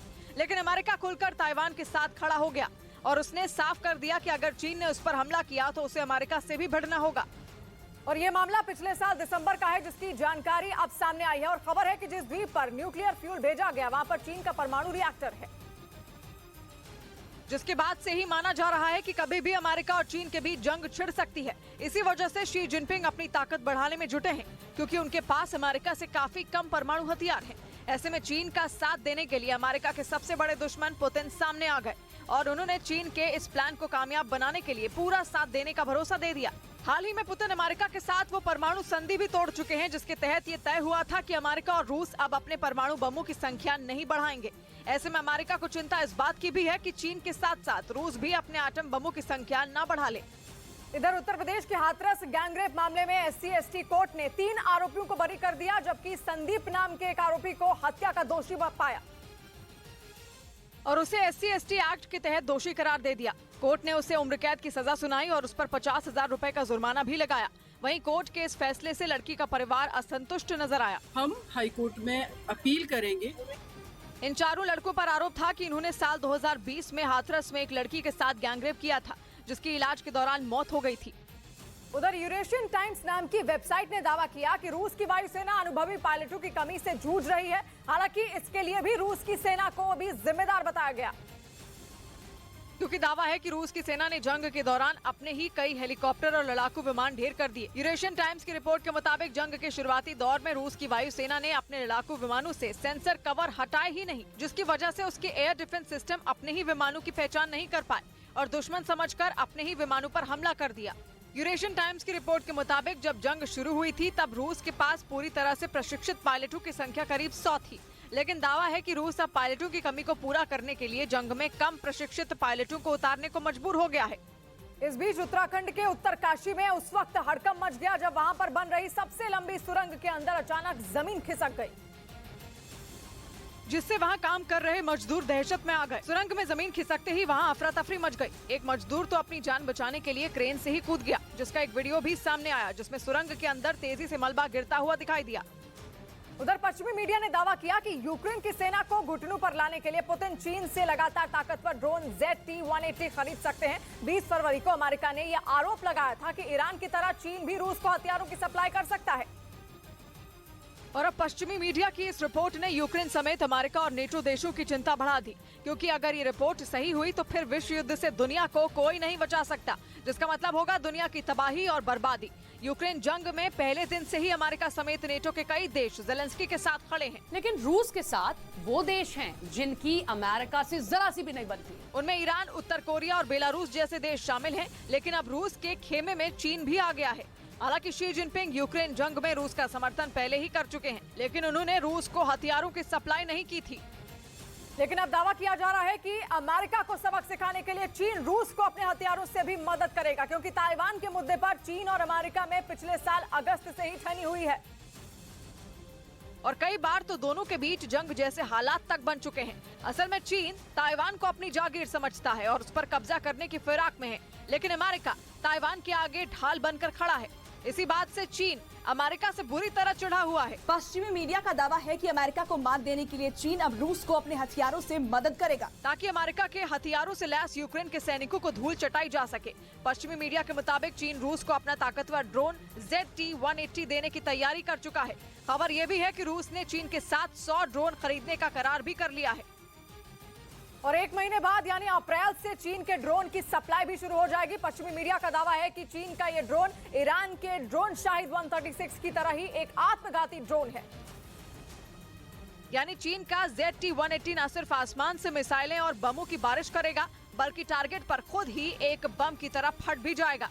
माना जा रहा है कि अप्रैल में इस ड्रोन की सप्लाई के बाद रूस इससे कीव और दूसरे शहरों को एक साथ निशाना बना सकता है।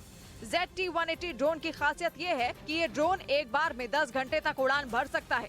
इसकी रेंज 1800 किलोमीटर बताई जाती है और ये 170 किलोग्राम वजन लेकर उड़ सकता है। मतलब ये कि आने वाले दिनों में चीन के इस ZT-180 ड्रोन से पुतिन यूक्रेन के शहरों को तबाह कर सकते हैं। हालांकि पश्चिमी मीडिया के इन दावों को चीन ने खारिज कर दिया है। इधर श्रीनगर में NIA ने अल उमर मुजाहिदीन नाम के आतंकी संगठन के सरगना मुश्ताक जरगर की संपत्ति को जब्त कर लिया। मुश्ताक जरगर को कुछ दिनों पहले गृह मंत्रालय ने UAPA के तहत आतंकी घोषित किया था, जिसके बाद NIA ने कार्रवाई करते हुए आतंकी मुश्ताक की प्रॉपर्टी जब्त कर ली। इस आतंकी को 1999 में इंडियन एयरलाइंस विमान हाईजैक कांड में यात्रियों के बदले रिहा किया गया था। उधर उत्तर प्रदेश के बिजनौर में एक ट्रैक्टर की चर्चा है जो बिना ड्राइवर के ही आगे बढ़ने लगा, जिसे देख लोगों में हड़कंप मच गया। इसका सीसीटीवी वीडियो भी सामने आया, जिसमें एक जूते के शोरूम के बाहर ट्रैक्टर खड़ा दिखा और भीतर काउंटर पर एक स्टाफ बैठा था। लेकिन अचानक ट्रैक्टर स्टार्ट हो गया और आगे बढ़ने लगा। बिना ड्राइवर के ट्रैक्टर को आगे बढ़ता देख शोरूम स्टाफ भौचक्का था, लेकिन तब तक ट्रैक्टर ने शोरूम के शीशे के दरवाजे को जोरदार टक्कर मारी। और इसके बाद जो हुआ, ब्रेक के बाद ये पहली हार हुई। इससे पहले हुए 4 उपचुनावों में गठबंधन ने जीत दर्ज की थी। इस बीच महाराष्ट्र में 2 विधानसभा सीटों पर हुए उपचुनाव में एक सीट बीजेपी और कांग्रेस के खाते में चली गई। महाराष्ट्र की कस्बा पेट सीट पर मिली जीत से महाविकास आघाड़ी के हौसले बुलंद हो गए, क्योंकि इस सीट पर 30 साल बाद कांग्रेस को जीत दर्ज करने में कामयाबी मिली। कस्बा पेट सीट पर कांग्रेस के ढंगेकर रविंद्र हेमराज को 73,309 वोट मिले, जबकि बीजेपी के हेमंत नारायण को 62,394 वोट ही मिले। महाराष्ट्र कांग्रेस के अध्यक्ष नाना पटोले के मुताबिक कस्बा सीट पर लोगों में बीजेपी के खिलाफ नाराजगी है। किसान की आत्महत्या, छोटा व्यापारी, सबको उद्ध्वस्त करने का काम सत्ता के आधार पर जो बीजेपी ने किया उसका जवाब कस्बा की जनता ने दिया है। लेकिन महाराष्ट्र की दूसरी सीट पर हुए उपचुनाव ने महाविकास आघाड़ी से जश्न मनाने का मौका छीन लिया, क्योंकि वहां बीजेपी ने बड़े अंतर से जीत दर्ज कर ली और महाराष्ट्र की चिचवाड़ सीट पर बीजेपी का सीधा मुकाबला एनसीपी से था। लेकिन इस सीट पर बीजेपी का काम आसान करने के लिए कांग्रेस का ही एक बागी उम्मीदवार चुनाव मैदान में निर्दलीय उतर गया। एनसीपी के विट्ठल को 83,005 वोट मिले, निर्दलीय उम्मीदवार कलाटे तानाजी को 35,370 वोट मिले, जबकि बीजेपी के अश्विनी जगताप को 1,08,544 वोट मिले। यानी महाविकास आघाड़ी की आपसी फूट का फायदा बीजेपी को मिल गया। एक सीट तो हम जीते हैं और जो दूसरी हारे हैं वो बहुत कम वोटों से हारे हैं। हालांकि इन दोनों सीटों के नतीजों से महाराष्ट्र की सरकार पर कोई फर्क नहीं पड़ने वाला, लेकिन 2024 में होने वाले महाराष्ट्र के विधानसभा चुनाव के नजरिए से ये चुनाव अहम माने जा रहे थे। त्रिपुरा में बीजेपी एक बार फिर सरकार बनाने में कामयाब हो गई है। बीजेपी ने अकेले ही बहुमत का आंकड़ा पार कर लिया है। जीत के साथ ही पूर्वोत्तर में बीजेपी के नेताओं ने जश्न मनाना शुरू कर दिया और बीजेपी के दफ्तरों पर ढोल बजने लगे। त्रिपुरा के सीएम मानिक साहा और पूर्व सीएम बिप्लब देव समेत बीजेपी के कई बड़े नेता एक दूसरे को मिठाइयां खिलाते हुए दिखने लगे। त्रिपुरा की लड़ाई बीजेपी के लिए इस बार कठिन मानी जा रही थी। बीजेपी गठबंधन को त्रिपुरा में लेफ्ट और कांग्रेस के गठबंधन से चुनौती मिल रही थी, लेकिन नतीजों में लेफ्ट और कांग्रेस का गठबंधन कहीं टक्कर में नहीं दिखा। 60 सीटों की विधानसभा में बीजेपी गठबंधन को 33 सीटें मिली, जबकि लेफ्ट और कांग्रेस का गठबंधन केवल 14 सीटों पर सिमट गया। पहली बार चुनाव लड़ रही टिपरा मोथा पार्टी को 13 सीटों पर जीत मिली, जिसने सबको चौंका कर रख दिया। और माना जा रहा है कि टिपरा मोथा के चुनाव लड़ने की वजह से लेफ्ट पार्टियों के गठबंधन को तगड़ा नुकसान हुआ और इसके साथ ही बीजेपी ने ऐलान कर दिया कि एक बार फिर माणिक साहा को ही राज्य की कमान सौंपी जाएगी, जिन्हें चुनाव से कुछ महीने पहले ही बिप्लब देव की जगह सीएम बनाया गया था। माणिक साहा ने दावा किया कि लेफ्ट और कांग्रेस के गठबंधन को जनता ने नकार दिया। जनता उसको एक्सेप्ट नहीं किया, बार बार हमने कहा और यही हुआ। पहली बार चुनाव लड़ने वाली टिपरा मोथा पार्टी की भी मानिक साहा ने तारीफ की और ये संकेत भी दिए कि नई सरकार में टिपरा मोथा की भी भूमिका हो सकती है। ट्राइबल लोगों का जो जनजाति का जो डेवलपमेंट का सवाल हो, इसको लेके हम लोग एक साथ काम कर सकते हैं। हालांकि बीजेपी ने अकेले ही बहुमत का आंकड़ा छू लिया है, इसलिए उसे किसी भी दूसरी पार्टी के समर्थन की जरूरत नहीं है। उधर नागालैंड में बीजेपी गठबंधन को दोबारा जबरदस्त बहुमत मिला है, जिसके बाद राज्य में एक बार फिर बीजेपी गठबंधन की सरकार बनने जा रही है। 27 फरवरी को राज्य की 59 सीटों पर वोटिंग हुई थी, जिनमें बीजेपी गठबंधन को 38 सीटें मिली हैं। यानी नागालैंड में बीजेपी गठबंधन ने कमाल कर दिया। जनता से मिले जबरदस्त समर्थन के बाद राज्य में बीजेपी और एनडीपीपी यानी नेशनलिस्ट डेमोक्रेटिक प्रोग्रेसिव पार्टी की सरकार का बनना तय हो गया। पिछली बार 2018 में बीजेपी गठबंधन को 30 सीटें मिली थी, लेकिन इस बार 38 सीटों पर जीत हासिल हुई है, मतलब 8 सीटों का फायदा हुआ। इस दौरान न्यूज 18 की टीम ने नागालैंड में बीजेपी अध्यक्ष तिमजिन इन्ना अलोंग से बातचीत की, जिसमें उन्होंने जीत का श्रेय प्रधानमंत्री नरेंद्र मोदी और उनकी नीतियों को दिया। नागालैंड की लोग एनडीपी बीजेपी को वोट दे रहे हैं, वो मोदी जी के कारण है। एनपीएफ यानी नागा पीपल्स फ्रंट को इस बार 2 सीटें मिली हैं। पिछले चुनाव में उसे 26 सीटें मिली थी, मतलब इस बार एनपीएफ को 24 सीटों का नुकसान हुआ, लेकिन अन्य के खाते में 16 सीटें आईं, जबकि 2018 में ये संख्या 2 थी। वहीं पिछली बार की तरह इस बार भी कांग्रेस का सूपड़ा साफ हो गया। इस बीच मेघालय में हुए चुनावों के नतीजे सामने आने के बाद यह साफ हो गया कि यह राज्य बीजेपी के हाथ से निकल गया। बीजेपी ने वहां पर एनपीपी यानी कि नेशनल पीपल्स पार्टी के साथ गठबंधन करके 5 साल सरकार चलाई, लेकिन चुनाव से ठीक पहले बीजेपी ने एनपीपी से नाता तोड़ लिया और अकेले ही चुनावी मैदान में उतरी थी। बीजेपी को उम्मीद थी कि 5 सालों में उसने मेघालय में अपनी तगड़ी पैठ बना ली है और इसी उम्मीद के भरोसे उसने मुख्यमंत्री कॉनराड संगमा की नेशनल पीपल्स पार्टी का साथ चुनावों से ठीक पहले छोड़ दिया। बीजेपी ने राज्य की सभी 60 सीटों पर अपने उम्मीदवार उतार दिए, लेकिन उसका ये दांव फेल साबित हुआ। पिछली बार यानी 2018 के चुनावों में बीजेपी को 2 सीटें मिली थी, जबकि इस बार उसे उतनी ही सीटों पर संतोष करना पड़ा। यानी 5 साल सरकार में रहने के बाद भी उसे किसी सीट का फायदा नहीं हुआ। मतलब ये कि बीजेपी ने गठबंधन तोड़कर अकेले लड़ने का जो फैसला किया था, उसका उसे फायदा नहीं मिला। जबकि नतीजों में एनपीपी यानी नेशनल पीपल्स पार्टी सबसे बड़ी पार्टी बनकर उभरी। कॉनराड संगमा की एनपीपी ने पिछले चुनावों से भी जोरदार प्रदर्शन किया था, लेकिन इस बार तो उसने और भी शानदार जीत दर्ज की। हालांकि एनपीपी बहुमत के आंकड़े तक नहीं पहुंच पाई, लेकिन उसे पिछले चुनावों के मुकाबले जबरदस्त फायदा हुआ है। एनपीपी को इस बार 27 सीटों पर जीत मिली है, जो 2018 से 7 सीट ज्यादा है। जबकि 2018 में चुनावों के बाद एनपीपी से गठबंधन करने वाली बीजेपी ने इस बार अलग होकर चुनाव लड़ा था। हालांकि मेघालय के इस बार के नतीजे कांग्रेस के लिए बड़ा झटका साबित हुए। पिछली बार 21 सीटें जीतकर सबसे बड़ी पार्टी बनने वाली कांग्रेस इस बार सिर्फ 5 सीटों पर सिमट गई, यानी उसे कुल 16 सीटों का बड़ा नुकसान हुआ। जबकि इस बार के नतीजों में 20 सीटें जीतकर अन्य एनपीपी के बाद दूसरे नंबर पर रहे। मेघालय के 60 में 59 सीटों पर ही मतदान हुआ था। एक सीट पर उम्मीदवार की मौत के बाद वहां मतदान स्थगित कर दिया गया था। हालांकि नतीजे आने के बाद मेघालय में राजनीतिक हलचल तेज हो गई और अब वहां भी बीजेपी की सरकार बनती हुई दिख रही है, जिसकी जानकारी असम के सीएम हेमंत बिस्व शर्मा ने ट्वीट कर दी और बताया कि मेघालय के मुख्यमंत्री कॉनराड संगमा ने अमित शाह से बात कर और नई सरकार बनाने में उनसे मदद और आशीर्वाद मांगा। हेमंत बिस्व शर्मा ने अपने अगले ट्वीट में यह भी बताया कि बीजेपी के राष्ट्रीय अध्यक्ष जेपी नड्डा ने मेघालय में पार्टी को एनपीपी की सरकार बनाने के समर्थन करने की सलाह दी, जिसके बाद मेघालय में बीजेपी अध्यक्ष ने भी ट्वीट किया कि जेपी नड्डा का फोन आने के बाद उन्होंने कॉनराड संगमा से बात की और समर्थन देने के फैसले की जानकारी उनको दी।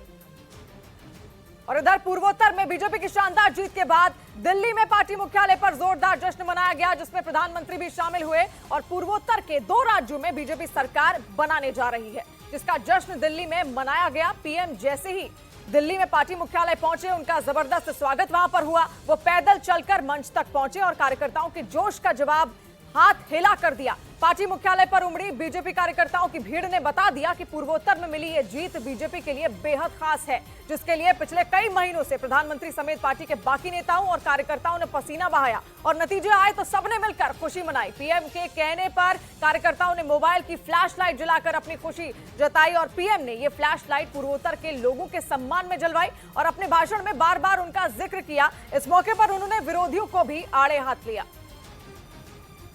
वो कहते हैं मर जा मोदी, देश कह रहे हैं। इजराइल में न्यायिक सुधारों के खिलाफ भड़का गुस्सा गृह युद्ध की शक्ल लेता दिखने लगा है। न्यायिक सुधारों के खिलाफ वहां पर पिछले 1 महीने से प्रदर्शन चल रहे हैं, जबकि सरकार पीछे हटने को तैयार नहीं है। इसलिए लोगों का गुस्सा प्रधानमंत्री नेतन्याहू पर फूट रहा है। सैकड़ों लोगों की भीड़ ने सड़कों पर उतरकर नारेबाजी शुरू कर दी। दूर दूर तक प्रदर्शनकारियों की भारी भीड़ दिखने लगी। दावा किया जा रहा है कि सरकार के खिलाफ इतने बड़े स्तर पर आंदोलन इजराइल में पहले कभी नहीं हुए। इजराइल के झंडे लेकर सड़कों पर उतरी भीड़ में हर उम्र और हर तबके के लोग शामिल हुए। लोगों को काबू में करने के लिए वहां की पुलिस ही नहीं, अर्धसैनिक बलों को भी तैनात कर दिया गया, जिन्होंने पहले आंसू गैस के गोलों का इस्तेमाल किया और फिर ताकत के दम पर भीड़ को काबू करने की कोशिश की। लेकिन आंदोलन थमने का नाम नहीं ले रहा, बल्कि और तेज हो रहे हैं और अब तक सैकड़ों प्रदर्शनकारियों को हिरासत में भी लिया जा चुका है। लेकिन सड़कों पर भीड़ कम नहीं हो रही है। इजराइल के बड़े नेताओं को घर के बाहर लोग दिन में ही नहीं, रात में भी धरने पर बैठे रहे और सरकार की टेंशन बढ़ाते रहे। लोगों का मानना है कि न्यायिक सुधारों के नाम पर न्यायिक व्यवस्था को खत्म करने की तैयारी है। लोगों को डर है कि अगर न्यायिक सुधार लागू हो गए तो न्यायपालिका ताकतवर लोगों की मुट्ठी में कैद हो जाएगी। न्यायिक सुधारों से जुड़ा जो बिल लाया गया उसके मुताबिक इजराइल में जजों की नियुक्ति का अधिकार वहां की सरकार के पास चला जाएगा।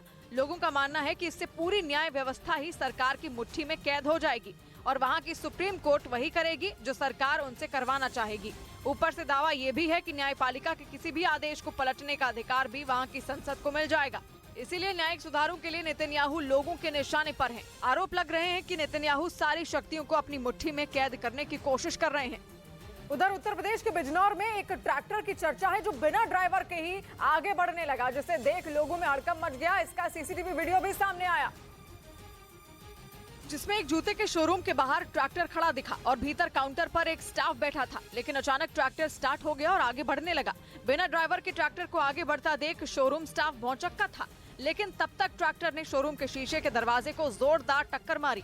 इसके बाद शोरूम स्टाफ को कुछ समझ नहीं आया और वो बाहर भाग गया, लेकिन अगले ही पल ट्रैक्टर ने शीशे के दरवाजे को तोड़ दिया और शोरूम के अंदर घुस गया। दुकान का नुकसान करने के बाद ट्रैक्टर अटक गया।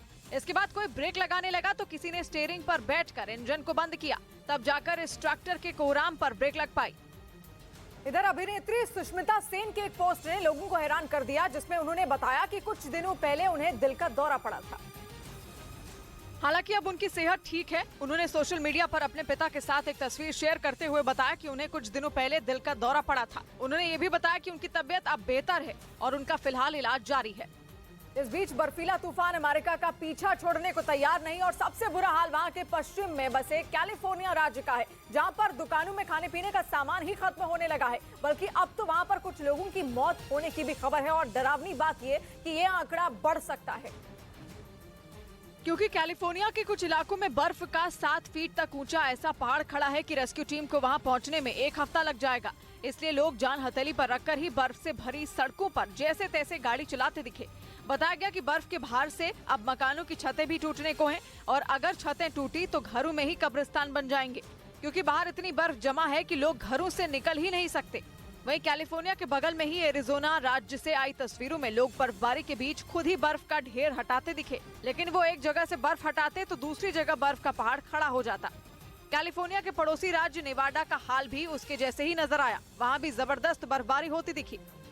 और ब्रेकिंग न्यूज, यूक्रेन युद्ध से जुड़ी हुई। यूक्रेन युद्ध के बाद पहली बार अमेरिकी विदेश मंत्री एंटनी ब्लिंकन और रूस के विदेश मंत्री सर्गेई लावरोव की यूक्रेन के मुद्दे पर बातचीत हुई। दिल्ली में G20 देशों के विदेश मंत्रियों की बैठक के दौरान दोनों में कुछ देर के लिए बातचीत हुई, जिसकी पहल एंटनी ब्लिंकन ने की। इस मुलाकात की जानकारी भी उन्होंने खुद दी और बताया कि अमेरिका ने रूस से गैर जिम्मेदाराना फैसला वापस लेने के लिए कहा है। यूक्रेन और रूस के बीच जंग को 1 साल से ज्यादा वक्त बीत चुका है और दोनों में कोई भी पीछे हटने के लिए तैयार नहीं है। दिल्ली में भी G20 देशों की बैठक में यूक्रेन के मुद्दे पर कोई सहमति नहीं बन पाई। उधर ईरान में अब स्कूल जाने वाली लड़कियों पर हमले तेज हो रहे हैं। पिछले स्कूली छात्राओं को जहर देने का मामला सामने आया था और अब लड़कियों के स्कूल में जहरीली गैस के हमले की खबर सामने आई है। एक साथ करीब 10 स्कूलों पर इस तरह का हमला किया गया, जिसके बाद 100 से ज्यादा छात्राओं को अस्पताल में भर्ती करना पड़ा। बच्चियों को सांस लेने में तकलीफ होने लगी। अचानक बच्चियों का दम घुटने लगा। किसी को कुछ समझ नहीं आया और हर तरफ अफरा तफरी का माहौल बनता दिखने लगा। एक साथ कई स्कूलों पर इस तरह से जहरीली गैस का हमला चौंकाने वाला है। ऐसा लगने लगा जैसे कोई कट्टरपंथी संगठन जानबूझकर लड़कियों को पढ़ने से रोकना चाहता है, उनके दिल में डर पैदा करना चाहता है। पता चला कि किसी ने स्कूलों में जहरीली गैस का स्प्रे छिड़क दिया और कई स्कूलों में यह हमला एक साथ किया गया। इसलिए आशंका जताई जाने लगी कि यह हमला एक सोची समझी साजिश के तहत अंजाम दिया गया। और ये आरोप इसलिए अहम है क्योंकि पिछले करीब 4 महीने से ईरान में महिलाओं को बराबरी के अधिकारों पर जंग छिड़ी हुई है। हिजाब के विरोध में तो वहां की जनता ने ऐसा आंदोलन किया था कि इस्लामिक रिपब्लिक की बुनियाद तक हिलती हुई दिखने लगी थी, जिसे काबू में करने के लिए ईरान की फौज तक को मोर्चे पर लगना पड़ा। इन आंदोलनों में स्कूली छात्राओं और कॉलेज की छात्राओं ने भी बढ़ चढ़कर हिस्सा लिया था। जहां तक कि सार्वजनिक जगहों पर बच्चियों ने हिजाब को जलाकर सरकार को सीधी चुनौती तक दी थी। माना जा रहा है कि अब सरकार के समर्थन वाले कट्टरपंथी संगठन ईरान की लड़कियों से बदला ले रहे हैं। वो लड़कियों को पढ़ने से रोकना चाहते हैं ताकि वो इस लायक ही ना बन सके कि कभी सरकारी नीतियों के विरोध में खड़ी हो पाएं। सबसे हैरानी की बात ये कि जहरीली गैस का स्प्रे करने वाले हो या लड़कियों को जहर देने वाले हो, अब तक उनकी पहचान नहीं हो पाई है। इधर वाराणसी में यूपी एसटीएफ ने नकली दवा बनाकर बेचने वाले गिरोह के ठिकाने पर छापेमारी की, जिसमें करीब 7.5 करोड़ रुपए की नकली दवा जब्त की गई और 4.5 लाख रुपए कैश के साथ कुछ दस्तावेज बरामद करने का दावा किया गया। यही नहीं, गिरोह के सरगना को भी एसटीएफ ने धर दबोचा। आरोप है कि ये गिरोह वाराणसी और पास के दूसरे शहरों में नकली दवा की सप्लाई करता था। इस बीच यूपी के सीएम योगी की सख्ती के बीच प्रयागराज में अतीक अहमद के करीबियों के ठिकानों पर बुलडोजर चलने का सिलसिला जारी रहा। एक दिन पहले प्रयागराज में अतीक के उस करीबी का घर गिराया गया था जहां पर उसकी पत्नी के रहने की खबर मिली थी। जिसके अगले दिन प्रयागराज में अतीक के एक और करीबी के घर पर बुलडोजर चला और देखते ही देखते एक आलीशान मकान खंडहर में बदल गया। विधानसभा में योगी लगातार बता रहे हैं कि उमेश पाल हत्याकांड के आरोपी अतीक अहमद और उसके बेटे को वो पकड़कर ही दम लेंगे, जिसका नतीजा बाहर दिख रहा है, क्योंकि अतीक के हर उस करीबी पर शिकंजा कसा जा रहा है जिसने उसके काले कारनामों में उसका साथ दिया। प्रयागराज में ऐसे लोगों की अच्छी खासी तादाद है। यहाँ पर लोग अतीक अहमद के नाम से ही कांपते थे। कोई अतीक अहमद को अपना चाचा बताता था। हालांकि ये लोग अतीक से कोई रिश्ता नहीं मान रहे। अतीक अहमद के परिवार से आपका संबंध है? नहीं। योगी के आदेश के बाद यूपी पुलिस अतीक अहमद के बेटे को ढूंढ रही है, जबकि वो अदालत में सरेंडर करना चाहता है। यानी वो लुका छुपी का खेल खेल रहा है, जिसे योगी समझ गए और इसीलिए उन्होंने बुलडोजर निकाला और प्रयागराज केस के आरोपियों पर चौतरफा शिकंजा कसना शुरू कर दिया। उधर प्रयागराज के उमेश पाल हत्याकांड में घायल हुए सिपाही राघवेंद्र सिंह ने इलाज के दौरान दम तोड़ दिया। उस गोलीबारी में गंभीर रूप से घायल हुए राघवेंद्र का इलाज लखनऊ के पीजीआई अस्पताल में चल रहा था, जहां कई दिनों के इलाज के बाद भी डॉक्टर उन्हें नहीं बचा पाए। इस संकल्प को और बल मिला है कि हम माफिया के विरुद्ध जो कार्रवाई हमारी जारी है। सिपाही राघवेंद्र के निधन के बाद उमेश पाल हत्याकांड में मरने वालों की संख्या 3 हो गई। 24 फरवरी को हुए इस हत्याकांड में उमेश पाल और उनकी सुरक्षा में तैनात एक सिपाही की मौके पर ही मौत हो गई थी। इधर इंदौर टेस्ट टीम इंडिया की मुट्ठी से फिसलता हुआ दिखने लगा। चौथी पारी में ऑस्ट्रेलिया को जीत के लिए सिर्फ 76 रनों की जरूरत है। ऐसे में भारतीय टीम को अपने गेंदबाजों से किसी चमत्कार की उम्मीद है, जिसके दम पर ऑस्ट्रेलिया को 76 रन बनाने से पहले ही ऑल आउट किया जा सके। हालांकि टेस्ट के पहले 2 दिनों के खेल से इतना तो साफ हो गया कि इस पिच पर 76 रन बनाना भी आसान नहीं होगा। केवल 2 दिनों में ही 30 विकेट गिर गए। पहली पारी में टीम इंडिया के 109 रनों के जवाब में ऑस्ट्रेलियाई टीम ने 197 रन बना लिए। 4 विकेट जडेजा को मिले और 3 विकेट रविचंद्रन अश्विन को मिले, जबकि 3 खिलाड़ियों को उमेश यादव ने आउट किया। लेकिन ऑस्ट्रेलियाई टीम 88 रनों की बढ़त बनाने में कामयाब हो गई और इंदौर की पिच पर 88 रनों की बढ़त बेहद अहम साबित हुई, क्योंकि दूसरी पारी में भी भारत के बल्लेबाज कुछ खास नहीं कर पाए। ऑस्ट्रेलिया की 88 रनों की बढ़त को पार करने से पहले ही भारत के 4 विकेट गिर चुके थे। ऑस्ट्रेलिया के स्पिन गेंदबाजों के सामने चेतेश्वर पुजारा के अलावा कोई भी बल्लेबाज कुछ खास नहीं कर पाया और विकेटों के गिरने का सिलसिला लगातार चलता रहा।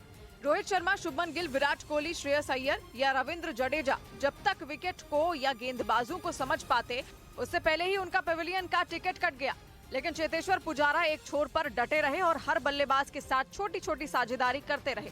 चेतेश्वर पुजारा ने आउट होने से पहले 59 रन बनाए। चेतेश्वर पुजारा को आउट करने वाले नाथन लायन ऑस्ट्रेलिया के सबसे कामयाब गेंदबाज रहे। उन्होंने एक ही पारी में भारत के 8 खिलाड़ियों को आउट कर दिया। नेथन लायन की खतरनाक गेंदबाजी के आगे भारत की पूरी टीम 163 रनों पर ढेर हो गई। अब मैच जीतने के लिए ऑस्ट्रेलिया को चौथी पारी में 76 रन बनाने होंगे। उधर बागेश्वर धाम वाले धीरेन्द्र शास्त्री के भाई शालिग्राम गर्ग और उसके साथी को कोर्ट ने जमानत दे दी। इससे पहले मध्य प्रदेश पुलिस ने दोनों को धमकी देने के एक मामले में गिरफ्तार किया था, क्योंकि कुछ दिन पहले शालिग्राम गर्ग का एक वीडियो वायरल हुआ था, जिसमें वो एक शादी समारोह के दौरान हाथ में पिस्तौल लिए एक आदमी को धमकाते नजर आए थे। शालिग्राम के साथी पर भी लोगों को धमकी देने का आरोप लगा। इस मामले में एक्शन लेते हुए पुलिस ने दोनों आरोपियों को गिरफ्तार कर मध्य प्रदेश की छतरपुर जिला अदालत में पेश किया, जहां उन्हें जमानत मिल गई। इस बीच यूरोप के देश फिनलैंड ने रूस के डर से अपनी सीमाओं पर बाड़ेबंदी का काम तेज कर दिया। यूक्रेन युद्ध के शुरू होने के बाद से ही फिनलैंड रूस के निशाने पर है और पुतिन तो कई बार फिनलैंड पर हमला करने की धमकी तक दे चुके हैं। इसकी वजह वही है जो यूक्रेन के साथ थी, यानी फिनलैंड भी यूक्रेन की ही तरह नेटो का सदस्य बनने का सपना देख रहा है। वो चाहता है कि इस संगठन से जुड़कर वो भी सुरक्षित हो जाए।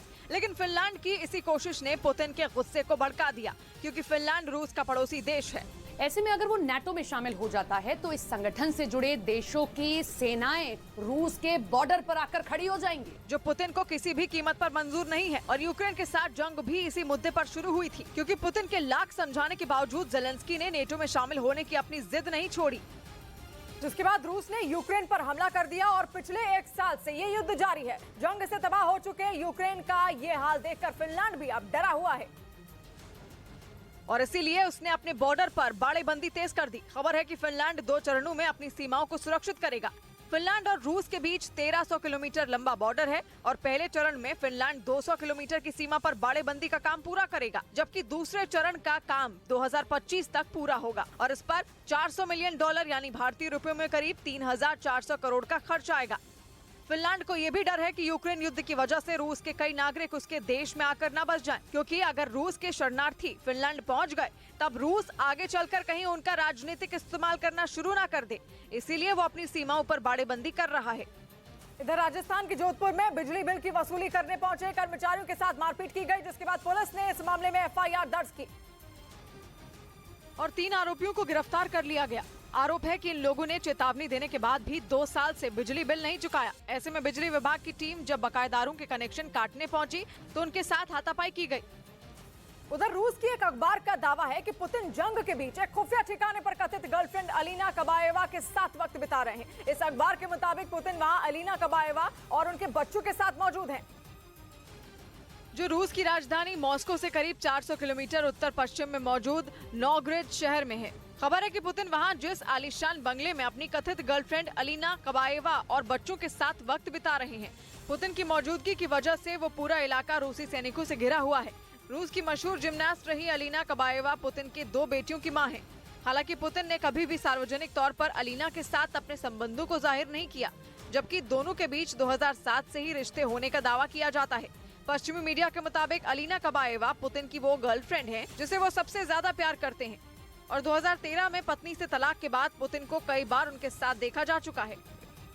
इधर छत्तीसगढ़ के सुकमा में नक्सलियों ने टेलीकॉम विभाग के कर्मचारियों के साथ मारपीट की और उनकी गाड़ी को आग के हवाले कर दिया, जिसके बाद वहां पहुंची पुलिस ने घायलों को पास के अस्पताल में भर्ती कराया और मामले की जांच शुरू कर दी। बताया गया कि नक्सलियों ने इन कर्मचारियों को अपने इलाके में काम नहीं करने की भी धमकी दी। उधर ग्रीस में हुए भीषण ट्रेन हादसे पर वहां के लोग भड़क गए। उन्होंने ट्रेन ड्राइवरों के दफ्तर के बाहर प्रदर्शन करना शुरू कर दिया। इस दौरान वहां पर हालात इतने बिगड़ गए कि पुलिस को सख्ती करनी पड़ गई और प्रदर्शनकारियों को खदेड़ने के लिए उन्होंने आंसू गैस का इस्तेमाल करना शुरू कर दिया। लेकिन इसके बाद भी वो टस से मस नहीं हुए, बल्कि वो पुलिस के सामने डटे रहे और उन पर पथराव करने लगे। ग्रीस की राजधानी एथेंस में सुबह शुरू हुआ ये विरोध प्रदर्शन रात तक चला। हजारों की तादाद में प्रदर्शनकारियों ने वहां मार्च भी निकाला। वहीं ग्रीस के राष्ट्रपति ने ट्रेन हादसे को रेलवे कर्मचारी की भूल बताया। ग्रीस में हुए इस ट्रेन हादसे में करीब 36 लोगों की मौत हुई थी, जबकि 85 लोग गंभीर रूप से घायल बताए गए थे, जिसकी जिम्मेदारी लेते हुए वहां के ट्रांसपोर्ट मिनिस्टर ने इस्तीफा दे दिया।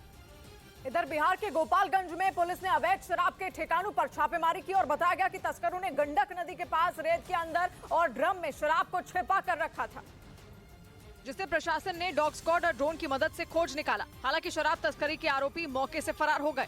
वहाँ गिरफ्तारी किसी की नहीं हुई है, हम लोग नाम पता कर रहे हैं। बताया गया कि छापेमारी में करीब 4200 लीटर शराब जब्त की गई, जिसे नष्ट कर दिया गया। इस बीच दक्षिण अमेरिकी देश अर्जेंटीना में 3 हाई वोल्टेज लाइनों में आग लगने से कई इलाके अंधेरे में डूब गए और अचानक बिजली संकट पैदा होने से वहां पर रेल सेवा पर सबसे ज्यादा असर पड़ा, जो पूरी तरह ठप्प हो गई और इलेक्ट्रिक ट्रेनें जहां तहां रुक गई। अर्जेंटीना की राजधानी ब्यूनस आयरस से सामने आई तस्वीरों में कई यात्री बिजली संकट की वजह से परेशान दिखाई दिए। वहां कई घंटों तक ये समस्या दूर नहीं हो सकी, जिससे सभी रेलवे स्टेशनों पर लोग घंटों बैठने के लिए मजबूर हो गए। इस दौरान बुजुर्गों, महिलाओं को, बच्चों को सबसे ज्यादा परेशानी हुई। ट्रेनों के ना चलने से सड़कों पर गाड़ियों का अंबार लग गया। अर्जेंटीना की 3 हाई वोल्टेज लाइनों में आग लगने से वहां ब्लैकआउट हो गया, जिसका असर ब्यूनस आयरस के साथ साथ कई दूसरे प्रांतों पर भी पड़ा। उधर कोरोना वायरस के मुद्दे पर चीन के सख्त तेवर की वजह से अमेरिका बैकफुट पर आ गया। अमेरिका शुरू से उन देशों में शामिल रहा है जो इस महामारी के लिए चीन को सीधे तौर पर जिम्मेदार ठहराते हैं, लेकिन चीन ने अमेरिका के इन आरोपों पर सख्त एतराज जताया। उसके मुताबिक कोरोना वायरस के मुद्दे पर उसने कभी भी झूठ नहीं बोला और न ही दुनिया के सामने गलत आंकड़े पेश किए। चीन का दावा है कि वो खुद इस महामारी से जूझ रहा है और इसकी शुरुआत कैसे हुई इसका पता लगाने में जुटा है। चीन का 2 टूक कहना है कि इस मुद्दे पर अमेरिका की तरफ से हो रही बयानबाजी से उसी की साख घटेगी, क्योंकि जब सच सामने आएगा तब अमेरिका के दावे झूठे साबित होंगे। इसके साथ ही चीन ने अमेरिका के उस दावे को भी बेतुका बताया जिसमें कहा गया था कि चीन के ही एक लैब से कोरोना वायरस लीक हुआ था। चीन की सख्त आपत्ति ने अमेरिका को पीछे हटने पर मजबूर कर दिया और अब अमेरिका की तरफ से ये कहा जा रहा है कि अभी तक कोरोना फैलने के मुद्दे पर कोई ठोस सबूत नहीं मिले हैं, जबकि हाल ही में अमेरिकी अखबार द वॉल स्ट्रीट जर्नल ने एक बार फिर चीन को घेरा था और अमेरिका के ऊर्जा विभाग की एक रिसर्च का हवाला देकर ये आरोप लगाया गया कि कोरोना वायरस चीन की वुहान लैब से ही पूरी दुनिया में फैला था। हालांकि इस रिसर्च में ये भी कहा गया कि चीन के इस लैब में हथियार के तौर पर इस वायरस को नहीं बनाया गया। इससे पहले अमेरिका के पूर्व राष्ट्रपति डोनाल्ड ट्रंप तो कई बार कोरोना को चीनी वायरस तक कह चुके हैं, लेकिन अब अमेरिका की खुफिया एजेंसी ही अपने ऊर्जा विभाग की उस रिसर्च को गलत बता रही है। यानी अमेरिका अब अपने ही आरोपों को नकार रहा है। हालांकि एक दिन पहले ही ये खबर सामने आई थी कि चीन के कुछ स्कूलों की किताबों में 2019 में ही कोरोना वायरस के फैलने का जिक्र किया गया था। यानी चीन को ये बात पता थी कि कोरोना वायरस जैसी महामारी फैलेगी और इसकी चपेट में आकर करोड़ों लोग अपनी जान गंवा देंगे। इस बीच पूर्वी क्यूबा के जंगलों में लगी भीषण आग को बुझाने का काम तेज कर दिया गया है, लेकिन खराब मौसम के चलते दमकल कर्मियों की मुश्किलें बढ़ गई हैं, जिसकी वजह से अब इस आग के आसपास के इलाकों में फैलने का खतरा भी मंडरा रहा है। क्यूबा में पिछले 5 महीनों से सूखा पड़ा हुआ है, जिसकी वजह से आग बुझने का नाम नहीं ले रही। करीब 14 दिन पहले लगी इस आग में लगभग 3600 हेक्टेयर जंगल जलकर खाक हो गए। उधर यूक्रेन ने एक बार फिर रूस की सेना पर जंग के दौरान रिहायशी इलाकों को निशाना बनाने का आरोप लगाया और दावा है कि खेरसोन में रूसी फौज के मिसाइल हमले में 4 लोगों की मौत हो गई, जबकि 5 लोग घायल हो गए। यूक्रेन की सेना ने खेरसोन में हमले के बाद बर्बाद हुई रिहायशी इमारतों का एक वीडियो भी जारी किया, जिसमें हर तरफ तबाही का मंजर नजर आया। चश्मदीदों ने बताया कि अचानक एक जोरदार धमाका हुआ, जिससे पूरे इलाके में दहशत फैल गई।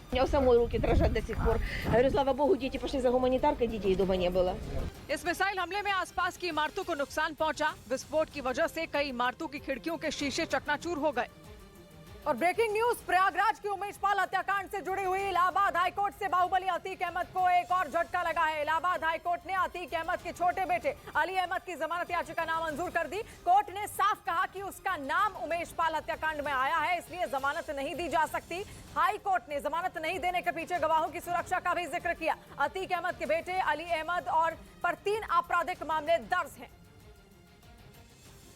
और इधर अफ्रीकी देश सूडान की राजधानी खर्तूम में सरकार के खिलाफ लोग फिर से सड़क पर उतर गए। प्रदर्शनकारियों को राष्ट्रपति भवन की ओर बढ़ता देखकर सुरक्षा बल ने उन्हें खदेड़ने के लिए उन पर सख्ती दी और उन्हें वहां से पीछे धकेलने के लिए आंसू गैस के गोले दागने शुरू कर दिए, जिसके बाद वहां अफरा तफरी मच गई। इस बीच कुछ प्रदर्शनकारियों ने सेना पर पथराव भी शुरू कर दिया। सूडान में 2 साल पहले हुए सैन्य तख्तापलट के बाद से ही लोग सेना के हाथों में देश की कमान जाने से नाराज थे। ऐसे में अब सरकार में सेना को और भी ज्यादा अधिकार देने वाले समझौते से लोग भड़क गए। इसी समझौते के खिलाफ सूडान की राजधानी में हजारों की तादाद में लोग हाथों में बैनर और पोस्टर लिए नारेबाजी करते नजर आए, जिन्हें खदेड़ने के लिए आंसू गैस का इस्तेमाल किया गया। वो जो सबका सहारा लगता है, वो जो सबका सहारा लगता है, खुद में दर का किनारा लगता है। सौबात की एक बात कही दरवेश ने, बो रहा है जगह जगह जो बबूल, कोई फूलों का मारा लगता है। तो मिलते हैं कल, जब घड़ी इशारा करेगी 9 बजे रात का। वक्त होगा सौबात की एक बात का।